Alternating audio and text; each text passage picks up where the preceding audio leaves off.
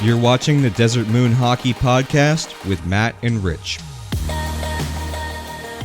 Hello, and welcome back to episode 14 of the Desert Moon Hockey Podcast. I can't wait to talk about today's episode. We have a couple fun and interesting things. I'm gonna cut you off right there. Just shut up, Richie. Go off to the side. I had an ordeal happen this morning. I want to be able to vent, and I'm gonna use my podcast as my platform. So, because I finally have space over here, I decided I wanted to grab my old my Buzz and Woody toys that I got from Disneyland the first time my wife and I went over there. And guess what? I couldn't find them. I was like, maybe they got moved. I checked where they might have gotten moved. I texted her to ask where they were. Guess where they were, Richie. Guess. In the trash. At Goodwill. They got donated to Goodwill. My rage is up here, and I'm like, literally the days leading up, I was packing up a bunch of stuff just because, hey, I'm not going to use it. It's like old action figures or like, collectibles or whatever. Throw them in a box, put them in the closet. I don't want to get rid of them. Whatever. I think the only way to comprehend this is divorce. So anyone watching, please DM me some divorce attorney. Anyway, how the hell you been, Richie? We only talk at the podcast because I don't think you guys realize we're not friends. He hates me. He cannot stand me. True. The second the podcast is done, I'm out. I dip. No, I'm a busy boy. So as you can see behind me, I am in a new room. And that is because I'm in my room, or it's still my house, but our roommates have moved out. Their 2 years came up, and they decided not to renew, and, everything was all fair in love. And so with them gone, we had 3 rooms freed up, and we decided that we were going to take the 3 new rooms. So now I have my own personal room for my desk. So on my previous set, to my left, I think it was, my wife actually sat right next to me, but now we both have our own little rooms, and then we have our bedroom. So it is peachy. Although what is not peachy is that it is on the second story, and all of our stuff was on the first story.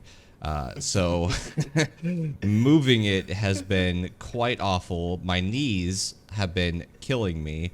And on top of that, that sickness that I had last week, I tested positive. So God. I have been struggling. I'm still recovering, and it has been just awful. Just being out of breath, lugging heavy stuff up the stairs, and repainting. It was a disaster in these rooms. They treated it like a rental. So we had to do some repainting, and that was not fun. If you've ever painted, it is the worst, not the worst experience, but it is not a fun experience. What about yourself? I've been repainting our stuff. Like this wall used to be white when I first moved in. Now it's all in this nice blue thing. But myself, Rattlers game last night, I couldn't get into it, so I ended up going home after the first half was over. Got some Pokemon cards because my brother-in-law wanted to play Pokemon. It's the only way I can get him to go to the Rattlers game. Didn't get home until almost midnight. We were playing Pokemans, and then this jersey I'm wearing right here. So it was an impulse buy. Did I ever tell you that they found some more Reebok Coyotes jerseys and they put them on NHL.com? No, I did not know that. Not sponsored. Could be, but not sponsored. But I took your line this time. You're learning. It was like 70 something bucks, and I'm like, I don't need it. And then there was 2 left, only in medium, and I'm like, impulse. And I was gonna just take the bag and throw it back there. I didn't realize the bags weren't sealed, so it fell on the floor in my kitchen, and I had to disinfect it. So I figured I'd just wear that and keep Derek Stepan in the back. And funny story at the Rattlers game, because I wore that Stepan jersey, I told Elena, hey, I have a higher likelihood of being recognized because I'm wearing a Coyotes jersey than if I was wearing a Rattlers jersey. Literally, when I got home, someone commented on my most recent video, I saw you at the Rattlers game and didn't want to bother you. I finally got recognized. My ego is finally being stroked, boys. It's a good day. Go. And then I woke up today to the Buzz and Woody news. I cannot believe I keep messing that up. So now I got to record a podcast with incredible disappointment. Oh, that is brutal. I do want to say, what else is brutal is this awful ad change here. If you have not liked, subscribed, followed our podcast on whatever platform you're listening to it on, I highly implore you to please do so. We are very small, and just touching the little button would really go a long ways. So please do. With that out of the way, what is the first topic that you wish to talk about today? I just kind of want to briefly touch on something. I think the hockey guy did a pretty solid video as to why the NHL won't give up on the Coyotes market. A lot of salty Canadian fans in that comment section. I was doing a little bit of trolling because I thought it would be entertaining.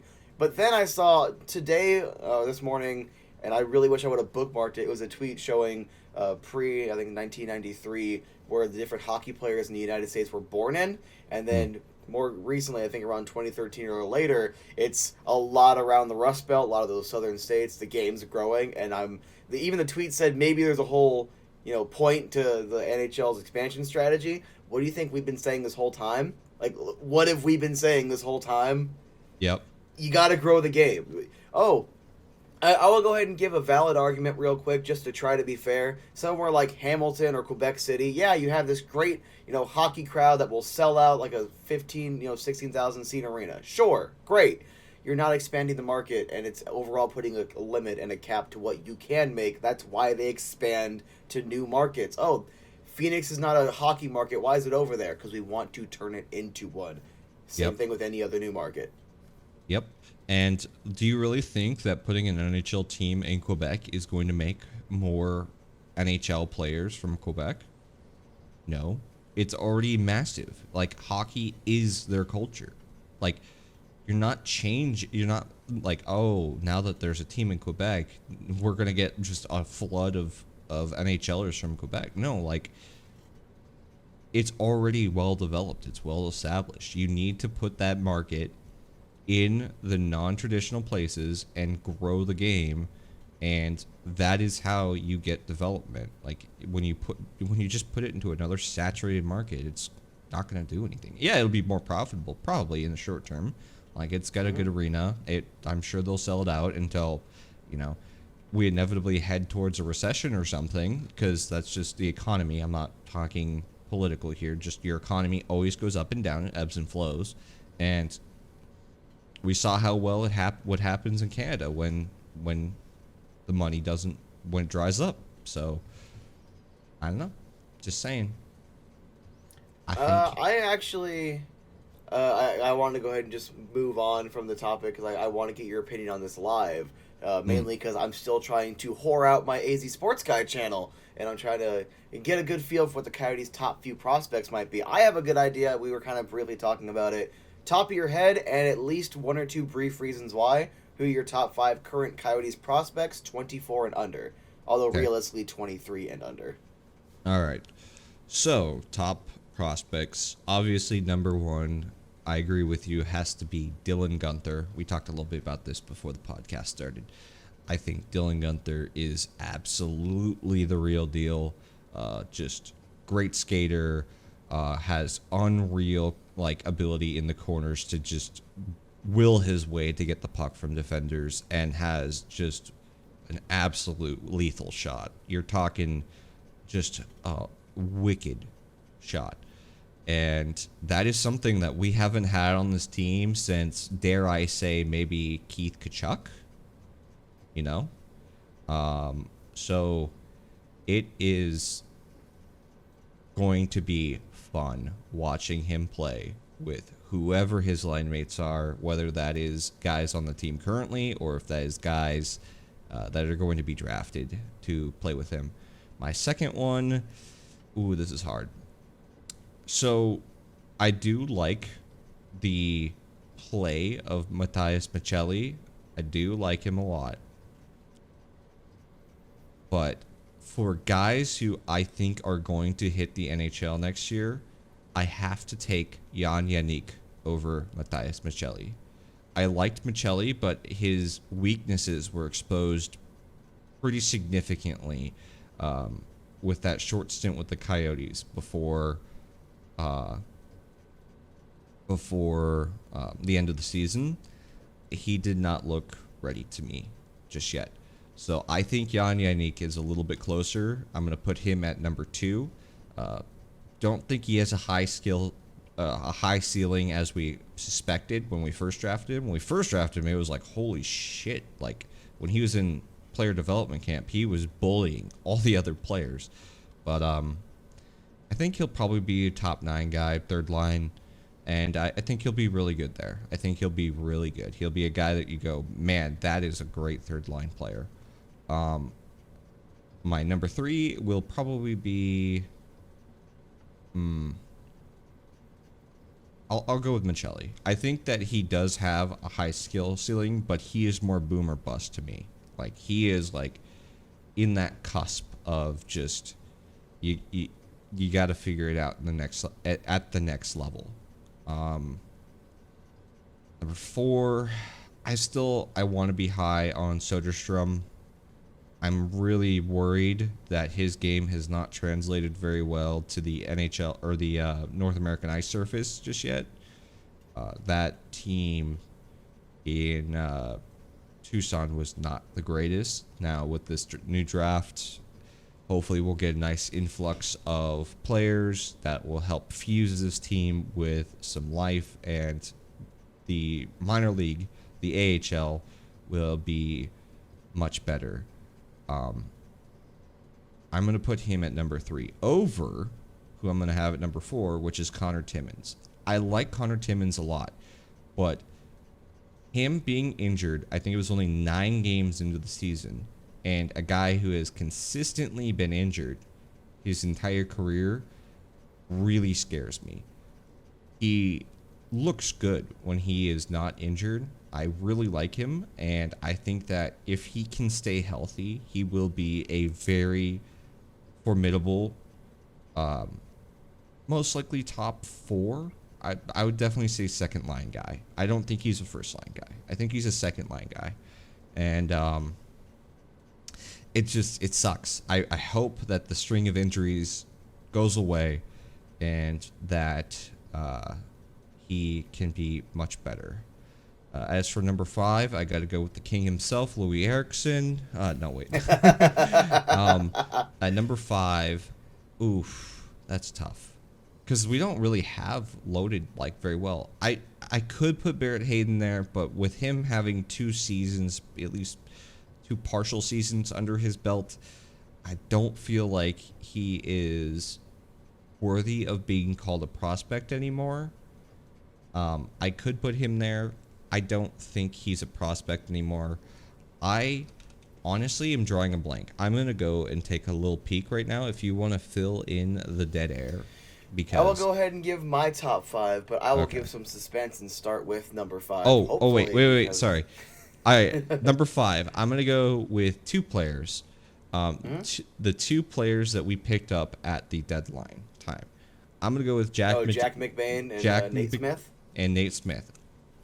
One of those 2 players, I think, are going to compete for the third line center position, and they're going to play with Jan Yannick, and I think that's going to be a pretty good third line. All right, my top 5 prospects so far, before I end up making my own separate video on it, I'm going to have to say, number 1, Gunther. It is... I want to know your opinion because I wanted to ask, but I didn't have a chance really. If you thought my original assessment of like, well, he's essentially going to be replacing Garland's role, but he's probably going to be better. If that sounds about right, because the way you were talking about his game, it sounds like a lot of what Garland did, but Garland was just undersized. And are we talking about not quite power forward, but he can like throw the body around a little bit and win battles in areas of the offensive ice? Is that kind of the feel you're giving me? So I'm not saying he is, but I'm going to say he's like how Nathan MacKinnon plays, where he can be physical with the puck and not be bumped off. He's similar in that nature. He's not nearly as, let me be very clear, he is not nearly as good, and he is not nearly as physical as Nathan MacKinnon. I'm just saying that play style of being big, physical, but not being a power forward. I don't consider Nathan MacKinnon a power forward. So Gunther, if I look at that, and especially since I'm getting what seems to be a pretty correct reading on how he's on how he's playing and how his style of play is, he's going to be a 30-goal scorer. I would not be surprised if his rookie year is next year and he's a 20-goal scorer. That doesn't mean he will be. I'm just saying I would not be surprised if. Very specific with my words here. I think he's the real deal. He's the kind of shooter that I don't think we've ever really had since I've been a fan of the team. I mean, it seems like all the hype, I remember being around guys like Peter Mueller for his finishing ability, guys like Mikhail Bodker. He just needs the right center, and he's got that shot on him. I feel like the kind of hype I remember hearing about those guys is literally everything Gunther is showing so far, and I'm really excited. Would not be surprised if he stole a roster spot next year, and it would be in the top 6, just with how good he's played. But I also would not be surprised if they say, hey, play, what is it, 6 games is the max, and then you send him back down to the juniors. Hey, this is what you need to 9? work on. This is what you should focus on. I think it's 9. 9 games. So let's just say he plays, 6, 7, 8 games, and then I wouldn't be surprised if that either. So number 1 has to be him, easy. Number 2, I have to go Michelli. I've seen so many impressive things of him at the AHL level. He dominated to the point where I wanted him there all year. I wanted essentially a shutdown, like, you are going to be in the AHL this entire season. And with how well he played, he simply gave the Coyotes no choice but to let him get some time at the NHL, because that's how much he was dominating. I think he had Player of the Month twice. I believe so. It was ridiculous. He was well over a point a game. I think he had almost an assist per game on most of the pace. And then at the NHL level, he dominated, the first 3 games? And then a lot of his weaknesses started to show.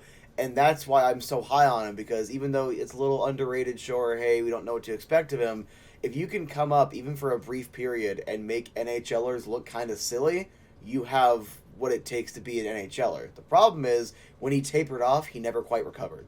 He still was passing efficiently. He was still doing a little bit of the two-way stuff, but he just was not what he was the first couple of games, once he was figured out. So I would prefer him to go back to Tucson, work on that, get a stint at the NHL, maybe start in the NHL, then go down, back up a couple times, make this be his transition year. But I'm ridiculously high on him, and if they handle this properly, having Gunther and Michelli on the same line is going to be something that no one is going to see coming. And I'm going to go ahead and say it right now. It's going to be Arizona's version of McDavid and Draisaitl in terms of a scoring pair. Not on their same level. That's why I said Arizona's version, just in case anyone hears that wrong. But just the ridiculous amount of numbers they could put up is going to be insane. Once again, if this is successful.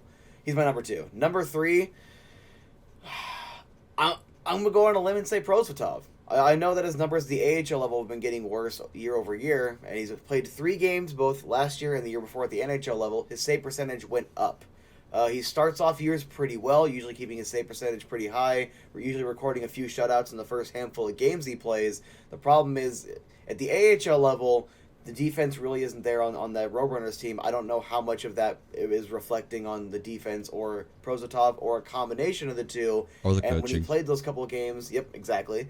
For the Coyotes, his first game was against Tampa Bay. He got blown up, and then it was the Colorado game. He posted a 9.23 save percentage. He had a really good game against Colorado, and then I think he got blown up another game. But once you get blown up that first game, your save percentage is already done. He also had a bad defense in front of him. I see the potential this kid has, and he keeps flashing it. And I'm starting to think that a lot of the numbers we're seeing on the downtrend, while he still does need to adjust, he does need to get his job done, no excuses, I think a lot of that can reasonably be attributed to the style of play or the quality of play around him. I think with the defense should be getting better this year. If he becomes the full-time backup, his numbers should be very, very good for a backup level goaltender, and he might even be able to shoot for a fringe starting spot in the next couple of seasons. That's my feelings on the guy. I think he's really good. So that's got to be number 3. I'm in hindsight, I kind of got to agree with you about Hayden, because he's kind of essentially our everyday NHLer at this point, so I really can't consider him. So I'll go Jan Unique. He's made a lot of improvements in his game. I remember at one point we were having a conversation, I think a year ago, where you weren't sure about where his trajectory was, because he was injured quite a bit, and it was I'm just not sure. And then we have a lot of center hype here, so I don't blame you at all for that concern. And I think he stepped up. I think he'll be a bottom 6er. I don't agree with the top 9, mainly because I think that he fits best in the middle to bottom six. But you also specifically did say third line center. That wouldn't surprise me whatsoever.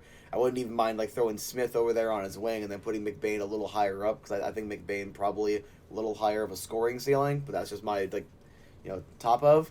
So Okay. he has to be there. Top four, and then five. I guess I'll stick with the gun there and say McBain, because I really liked a lot of his game. I liked he did have a pretty good, I think, NHL level shot. He was facilitating the puck rather well. And while Nathan Smith, at least from what I remember, was a little more of like the power forward, Jack McBain was a little more of like the, I don't want to say finesse. I feel like finesse is the incorrect word, but he was a little more of getting involved in the play that did not overtly require just throwing the body around. I guess He had a I, Smith had a really good drive. I liked his. So if you remember watching him, he had a really great drive to the net, like that passionate drive to the net. He was just not big enough to sustain that drive, because this league is men, right? He is older. He did go through college, and he's a little bit more fit than an 18-year-old. But you could tell that he had the right idea. It's just, when you have a 32-year-old defenseman who is big and burly, it's going to be very hard to push your way through them. but that's also a really good experience. I really do appreciate that point, so we can kind of talk about it, because while Nathan Smith is not exactly a boy among men, he is definitely not the grown man among the grown men, and Yeah. you can tell the strength difference is one of the biggest things I was talking about with Kyle Capobianco, how he needs to get consistent time, I think a year ago, where it's these guys that are younger that are playing against college level kids, they're men, but they're kids, playing against AHL level kids, playing against juniors, playing whatever. You have to get them used to the strength and the speed of the game at the NHL level. And I think an experience like that's going to make him bulk up over the offseason, and he's probably going to be more dominant next year. Not going to say how much so, but he's going to be. And my honorable mention, the only reason I did not put him in the top I think five, he's going to be the same one. Is he a defenseman? no. Oh, okay. Honorable mention, the only reason he is not in the top five, well, partially, I kind of forgot. I had it planned before I started talking, then I forgot. That's how my brain works. But also because he's only played at the college level in terms of, like, semi-pro, I guess you want to call it. Well, that's Joshua Doan. How well he played at ASU his first year, I think very he's good definitely a lot like his dad. I think he's probably more of a scoring threat than his dad, just in my opinion. I can't wait to see him get thrown in Tucson. I know he's committed to ASU. His dad's a smart guy. He's a smart kid. He's probably going to want to graduate before he comes up to the NHL level, which would make sense. But I want this kid in the AHL to get used to a little higher level of competition. I want to see how he does, because there are so many good things, but the only thing I want to pull back on slightly is with college prospects, we simply do not know how their game will translate. They could dominate college, and a lot of the guys that are in college might not have been good enough to play in this league or that league. So that's why they go to college and want to focus on education and still play. So it's like, no matter how good you look, how good are you actually? Yeah. So that's why I'm really excited to see like him move up in the system. I'm really going to be interested to see how this training camp's going to look as opposed to last one, which I thought he looked fine, but unfortunately all I can say is fine. So I have to have an honorable mention for Donor, not just because, disclosure, his dad's my favorite player of all time. That was a huge influence in me even getting into hockey and the Coyotes staying here. So there's my integrity or whatever the hell. But I think he's a phenomenal young player, and I think he's going to be very good. With I'm gonna go with my honorable mention. I'm gonna go with the second round pick that was picked just after him, and I'm gonna go with Giannis. Is it Jerome Moser? JJ Moser. Mm-hmm. I don't think he's a prospect anymore because he has played his rookie season, and I think this kid is going to be an everyday NHLer. Mark my words. I think he will be an everyday NHLer.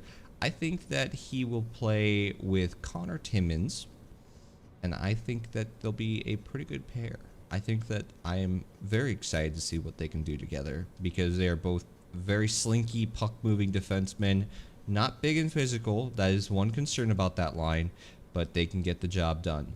And I don't think he's a prospect anymore, but I will put him as an honorable mention as he was only drafted 1 year ago. So I definitely could argue that he is, but I think he will be an everyday NHLer, and I don't think he's going to blow the league up, but I think he will be a rock-steady, everyday defenseman next year. Kyle Pereira. He's a scout and also a personal friend of mine. I usually have him on my podcast on my AZ Sports Guy channel. I only do it like once every 3 months. Don't get excited. But he was talking about JJ Moser, and I was talking about the Coyotes draft, and I heavily lean on him for a lot of my prospect knowledge and information. And he had the truest words. Not only is Moser, I was going to like Moser, he was the most NHL ready of the guys the Coyotes drafted, clearly, but also ridiculously defensively responsible. I saw that kid a couple turnovers, and it was like, oh, that's abnormal. Because when I went to the AHL games, I saw a game or two of his down there. I saw just the way he positions himself, just the way he follows the puck. I'm not smart enough to give you the proper lingo, but he follows it correctly. He knows how to put his body in a position where he needs to be, where his if the gap play's going to break out this way. Yep, gap control. Thank you very much. His gap control is just perfect. And the craziest part is he's very nimble. So if he does get beat, he is fast enough to get in a foot race with a player and keep them from getting a scoring chance that is not an A-tier scoring chance, but maybe like a B or C tier. The only thing I didn't personally notice, I don't know if I just don't pay attention to it, I didn't really notice him blocking that many shots. Please feel free to correct me if you notice more so. I just noticed more of like a finesse kind of defenseman, but he was ridiculously smart defensively. It translated to the NHL perfectly. He had more of an offensive game than I ever figured. I figured his upside was a puck-moving defenseman. He put in some goals in some pretty key situations. Yeah. He borderline could develop into a power play quarterback, not because of his scoring ability, but because his shot's pretty decent and you can get some garbage goals that way. He can move it pretty well. And on top of that, he's a guy that can get back quickly in case a turnover happens to prevent a shorthanded chance. I have this kid's a good defenseman, and that was one of the best value picks because looking at just the value they're getting right now, if you forget his age, he realistically should have been a late first rounder. Just with what the value they've immediately got out of him, minus that age, and it's like. Well, the reason he didn't was because he was, I believe, an overager, if my memory serves I think it was his last year of draft eligibility. What was it? Yes, I think so. But yeah, he was an overager, and I mean, rightfully so. Remember, this was the first draft that we had where a lot of the players actually got to play. You know, with the shutdowns, it's kind of hard to go and watch players, and a lot of them slip through all the way through the draft, and it ends up being, takes a year or two before you see their potential, and you go, oh crap, I'm going to use a second-round pick to pick this guy up. And, it's crazy because you go, oh, overagers, we don't want them, right? We want the young players because we can mold them into something. Not always the case. Josh Doan and Giannis Moser, both overagers taken in the second round, working out pretty well so far. And on top of that, there is a very valid argument about we can mold them into whatever. That's one of my favorite things about Mannix Landry. Good leadership ability, but one thing Kyle mentioned is that he's kind of a center you can do almost anything you want with. You can mold him into what you want. But what we're seeing with a guy like Moser is there is a huge benefit, depending on the pick you take them, a huge benefit to getting a near finished product, something that the game is already what it's going to be. Yep.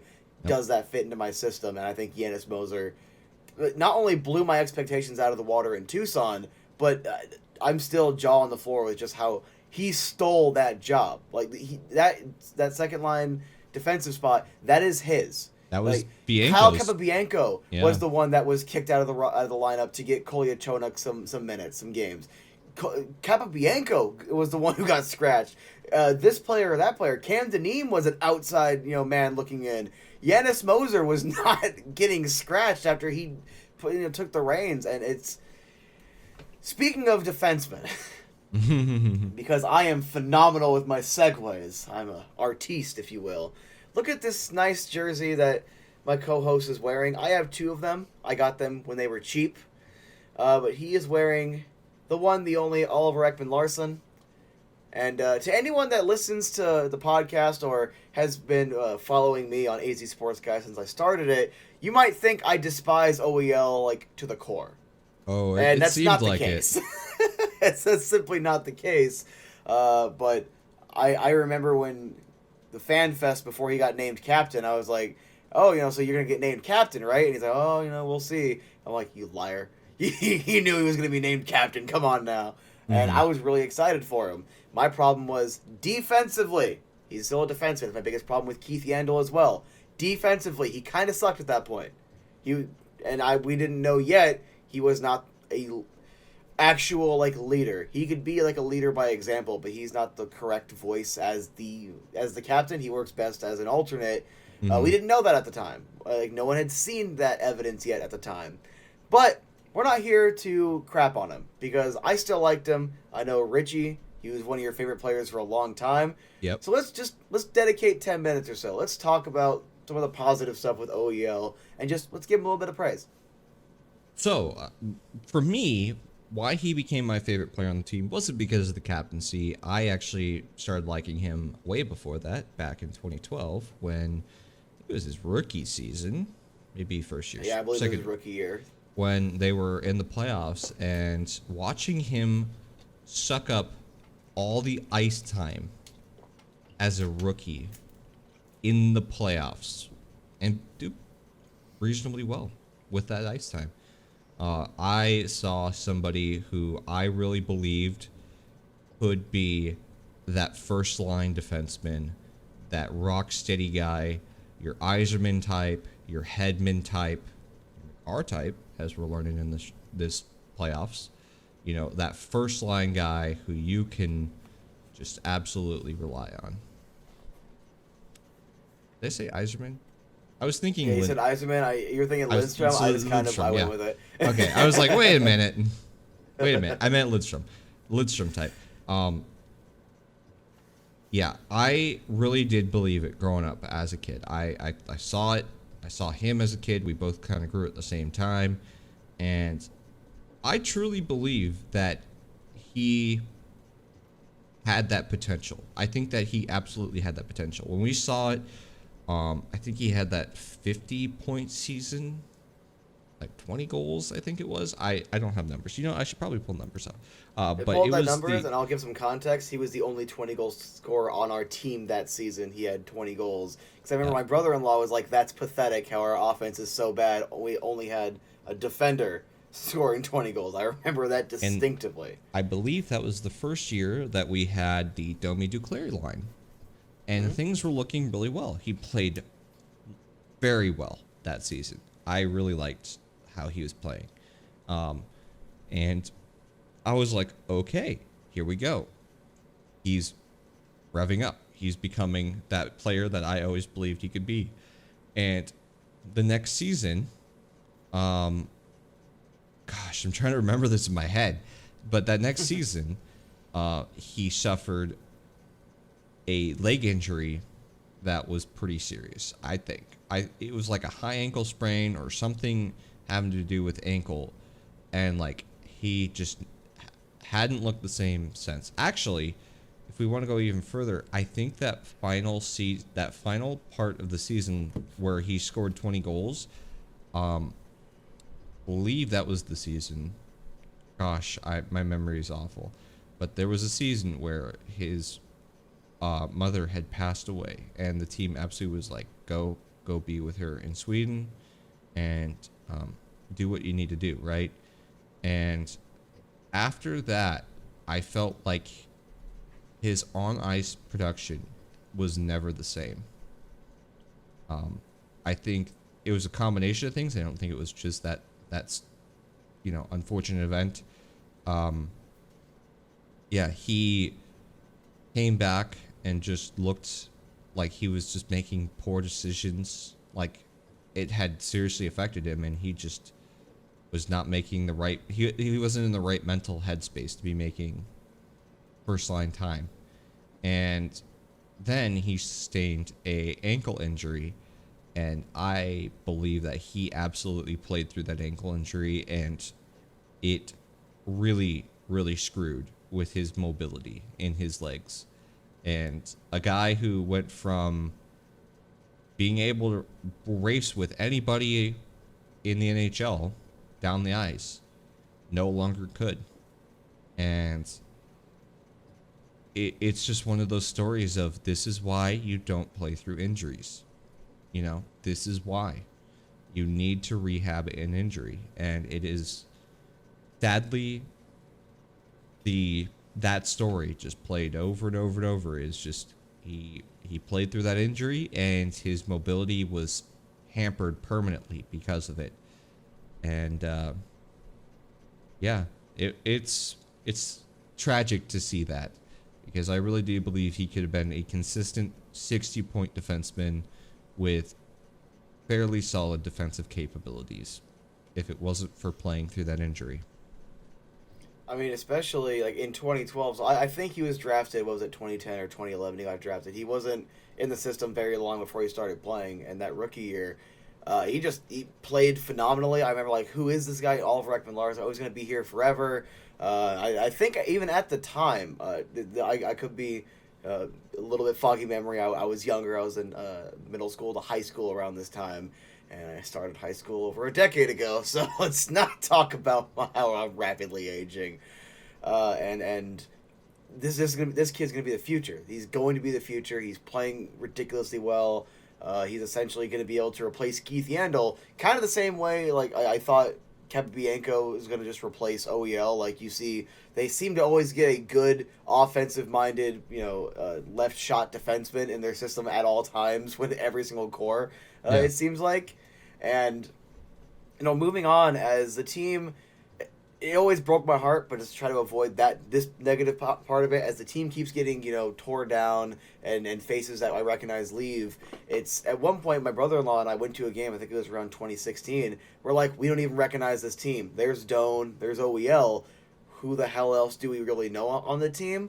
And just the fact that almost like Doan, his presence was always there. It was, he loved the market. He did a lot for the community. He was someone that on the ice could lead. He was someone that was always, in my opinion, giving 110. And no matter what, I always liked him for that. And the point when I started the term was the injury, obviously, not because of the injury, but like the injury kind of sparked all of this. He never looked the same after it. His defensive numbers went terrible. I hopefully you have his numbers pulled up. I think he was a negative 20 or worse in like 4 consecutive seasons. Yep. It was bad. And I hate the argument, it's a team stat. Who's on the team? Who's one of the leading components of that team? And we never had truly bad goaltending. So you can't, I don't see that as a valid excuse. And then I see that he's not playing as well as, and then he accepts this big contract that from the start, I'm like, that's going to age terribly. And then he gets the captaincy. I was excited for him. And you just see the lack of the leadership ability, and you see how things just never ended up getting better. And that ended up just like warping my perception of this player, when in reality, for all these years, consistent presence. He was always giving the team everything he had. He loved this market, this team. He supported it, and it was he was someone for the fans to rally around. Yeah. And I have a great deal of respect for all of that. And it actually, like, as we're talking about this, I feel like really bad for not liking him anymore, because I'm like, just because, like, it might have been because of how long things were sour and getting sour, but it's just, that should not fully negate just how good he was and how much he meant to the market. And if things would have been differently, I think, if at least the play would have been better so we can lead a little more by example, because I think that really was where the majority of his leadership ability was. And then it seems like he's very good with the guys in the locker room, so maybe like a mentorship type leadership ability. Mm-hmm. I don't think that, first off, he would have been traded. I think he would have just been part of the rebuild, and they just build around him a second time. And I don't think that even myself would have much negative to say about him. And I think it just kind of sucks that it all added up to what it is, because in reality, he meant a lot to the market, and he was a very, very good player. Yeah. If it wasn't for the leg injuries, I think even if he stayed at 40 points, what he averaged, right? He was like 45 points or whatever.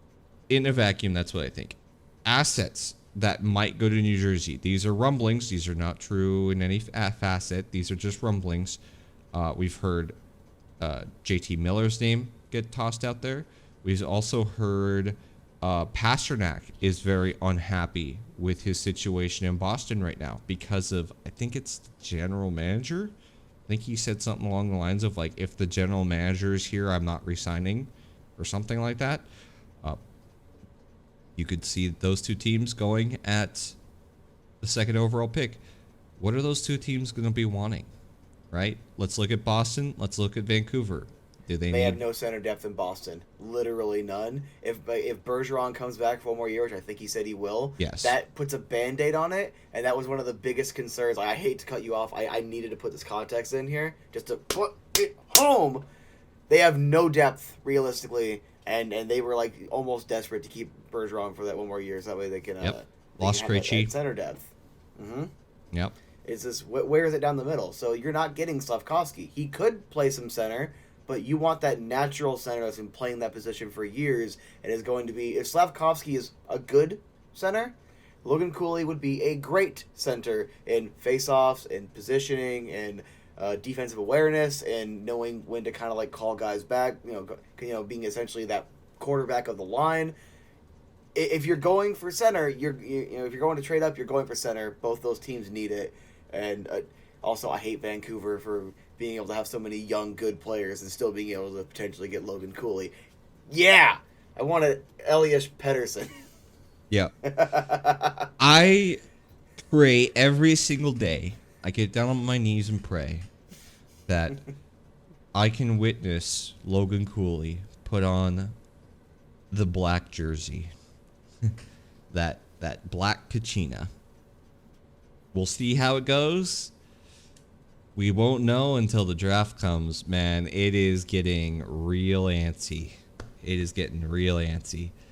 I'm excited. I'm hoping for the best. I truly believe that Logan Cooley should absolutely be the guy that the Coyotes, if they walk away with only that player from the draft, which, let's remind you, they have 7 picks in the first 45. Hockey's up or something. If they walk away with just Logan Cooley out of this draft, I will be tap dancing. So what he's saying is 7 draft picks for the second overall. That's what he's saying. He's saying trade the entire farm just for I'm just saying, if that is an option, could that be, right?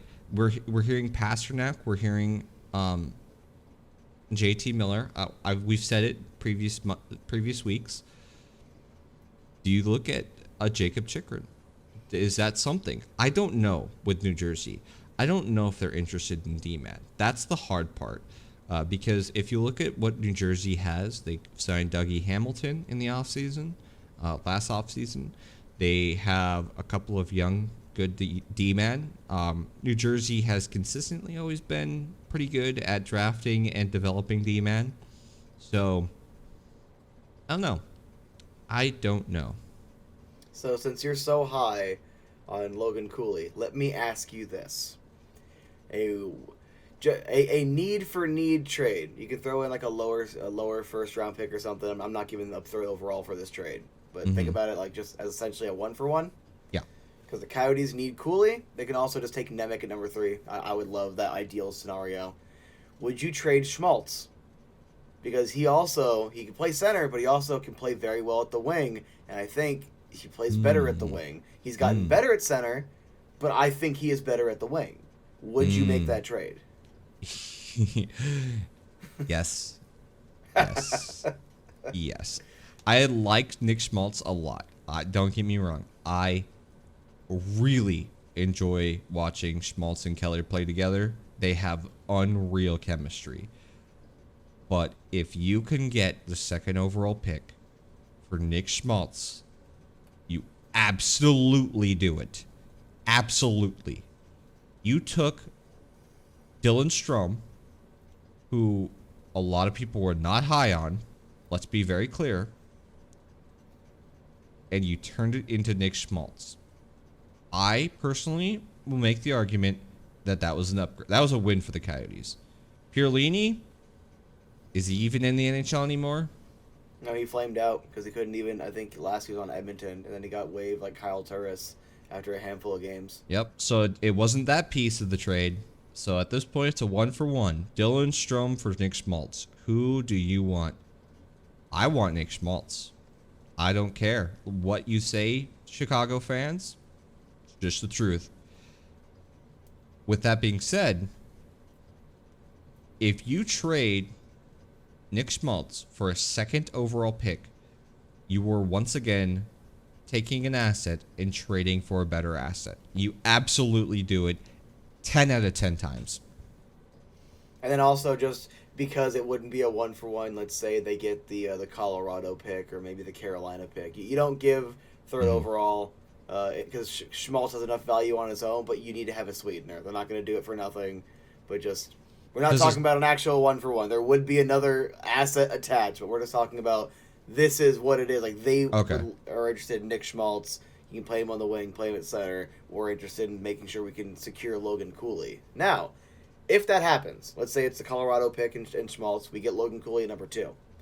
Are you going with me and taking Nemec at number 3? Or do you also double down on Slavkovsky and give an absolute just shot in the arm offensively to this core at the potential detriment to getting some more D-men into the system?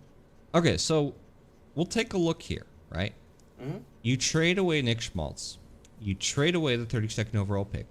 You still have Jacob Chikrin, who, whether he plays, great. If we move on from him, okay. That is a interesting predicament to be in. Are you able to take Jacob Chikrin and trade maybe for Brant Clark in LA and whatever pieces, and that gets you your D-man that you wanted? If so, I could see it being a Logan Cooley, Uri Slavkovsky 2-3. Realistically, I don't think they need another big winger. They have Lawson Krause, who I think is very similar to Uri Slavkovsky. Lawson Krause has played very well last season. He unfortunately sustained a hand injury late in the season and did not continue to play. I think I would go with the D-man. And I'm a hot take here. I think Yurchek? Are you going I Yurchek? think I'm liking Yurchek. The more and more as I come up to the draft and I go back and replay and watch everything, man, Yurchek looks real good. I think I'm not gonna say mark my words. I'm not gonna put it down. I'm not betting on it.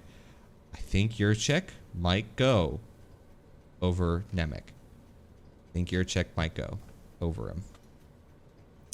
All right, I'll get into predictions because you know what? If you want to be right, you want to have that little Twitter clout or whatever, you got to be willing to be wrong. So let's do a prediction. I'm going to do a prediction. I'm going to say that either Boston comes in and overpays for second overall, or New Jersey's price, because of a couple of offers, gets too high and the deal does not finalize, so they just take Uri Slavkovsky. And the Coyotes come in and take Cooley. Jacob Chikrin will get traded after the third overall pick is announced, and either he's going to LA and we're going to get some pieces, or he's going to go to one of the other teams that has a top 10 pick, and the Coyotes are going to make a run at either Yurchek or Gauthier, depending on who is available. That is my official AZ Sports Guy prediction. You know who I'm looking at? Who has, I believe, 2 picks in this first round, 2 pretty good picks. Who we got? I'm looking at Columbus. I think Columbus. That could be a pretty good addition to their core because he's still locked down 2 more years, right? Jacob Chikrin? I think it's 3. On a very team-friendly deal. I'm pretty sure it's 3. Yeah. You got picks. Let me go look real quick. They have So Columbus has the 6th overall pick from Chicago. Oof. And they also have the 12th overall pick. Gauthier could still be there at 12. I don't think Juracek is, but I think Gauthier could realistically still be there at 12, depending on how it all falls. Jarmo Kekalainen has done an unreal job with drafting players. He got Cole Sillinger last year. He also has just drafted like very, very well. If the Coyotes come in and say, we'll take 6 and 12 and you can have Chychrun, do you make that done? Do you call that deal? I don't think he accepts it, but I think if he said we'll take 6 or 12, Okay. that would get done. It all depends on, because unfortunately the injury issues, him already essentially saying with PR speak he doesn't want to be here anymore. The value could be up because of a bunch of teams' interest and some bidding. It could be down because of those factors. So I think realistically, if you want the highest likelihood, you go to them and you say, can we do Chychrun for 12? How does that sound? And you forget number 6 exists, and then maybe, depending on how negotiations go, throw a couple other assets in there, and then you can look at number 6. But I think the most realistic there would be number 12. Okay. That was my TED talk. I think How's your TED Talk? that was my TED talk. I think you go after number 6 if you can. I don't think you go after number 12. I think you go after number 6 and you go after Cutter Gauthier. I'm going to keep saying it. I want to will this into production. I want Cutter Gauthier. But yeah, there's also Kent Johnson. He drafted. I forgot about that. He had Cole Sillinger and Kent Johnson last year. And we wanted Kent Johnson. Oh my god. But then again, we ended up winning with Dylan Gunther, because for some reason, if you have a winger next to your position instead of a center, you're actually worth like a 27th overall pick and not a 5th overall pick. Yep. We'll see. We'll see what happens. I think Columbus could be a player in the Jacob Chychrun sweepstakes. They have so many assets, so many young assets that they can part ways with. Do you take 12? You take Cole Sillinger. Does that move the needle and get the trade done? I'm gonna say no, only because of this reason. Cole Sillinger is a very good young prospect. He also had some NHL time last year, right? I remember he was getting some NHL time. He seemed to be playing pretty well. The need for... I know Columbus wants to get into the playoffs, which should make this a higher likelihood. Hey, we have these assets. Let's get this NHL player that's right now ready. He can be our power play quarterback, first line, first pairing defenseman. That would make a lot of sense. I just think the value proposition for Chychrun has been in such flux over this last season. They should have traded him last offseason because he objectively had more value. I just don't know if that gets it done because of the flux in value. It would take a bidding war. Now, if the bidding war happens behind the scenes, that is a very realistic trade. Number 12 and Cole Sillinger. Hell, even number 12 and Kent Johnson. However they want to divvy it up. If they think Sillinger's NHL ready now, so they'll move on from the other prospect that's going to take a couple years. Okay. So, it's heavily dependent, but it is still a realistic possibility. Okay. I think that's... Oh no, the sun has started to creep in closer and closer, but we have been going for nearly an hour. I think we can probably call it for today's episode. I think we have our shortest podcast ever. Remember, a few weeks ago, we wanted a 45-minute podcast. We did an hour 20. Yep. Oh, we did more. We did more. It was like an hour and 39 minutes or something like that. It was. He's the one that edits them, so he's looking at me like, I hate you, stop talking. Yes. The hardest part, I can bang out a podcast and get it ready to go up pretty quickly. The hardest part is clipping stuff out. I clip the little snippets out and put those up as little segments, and that is a pain in the ass to find where we talked, because I'll be listening internally and be like, okay, this is a good subject that we could put on YouTube, and then you have to go and find it. That's the annoying part. On the bright side, we at least know we got the OEL topic and we got the draft topic. Yep. You can do the prospects topic if you want to. That would just give us 3 videos, but we're not going to give you our inside baseball too much longer. That's for after the show conversation. I'm just an idiot. Anyway, you are an idiot. Want to know if thank you very much. Yeah, okay. Any closing thoughts, Richard? Before yes. We brawl. I do have some closing thoughts. We will be at the Coyotes draft party, whatever time that is at. That will be on the Coyotes website. Make sure to go and reserve your tickets for that. It is free. I'm sure they want a head count. Make sure to go do that. We will be there. If you see us there, come and say hi. Do not be afraid. Come and say hi. I'd love to hear from you. Also, I'll probably be wearing like a chain with a sign that says Jacob Chikrin shouldn't be traded. Changed my mind. We'll see how it goes. But anyways, anything that you wanted to say? Oh, wait. Sorry. I gotta sell out here. I gotta be selling out here just because we're at the end here. If you made it this far, make sure to unsubscribe and unfollow us because you wasted an hour of your time. No, just kidding. Please actually follow the numbers us. are going to go... I'm the analytics guy. The numbers are going to plummet at this point. No, please subscribe and follow. If you made it this far, why the hell wouldn't you? Because you apparently enjoyed us long enough to actually get this far. Anyways, back to you. I'm going to go ahead and say, if you see me, stroke my ego a little bit. Say, oh my God, is that the AZ Sport? Make me feel like all the work since 2018 has been worth something. And also, don't buy me a beer. I don't like piss water, but you can buy me a vodka Red Bull. Kidding. It's a joke.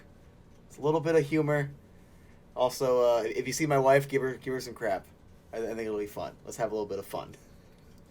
All right. Well, this episode was a great success. I will say thank you so much for listening up to this point, and we will see you later.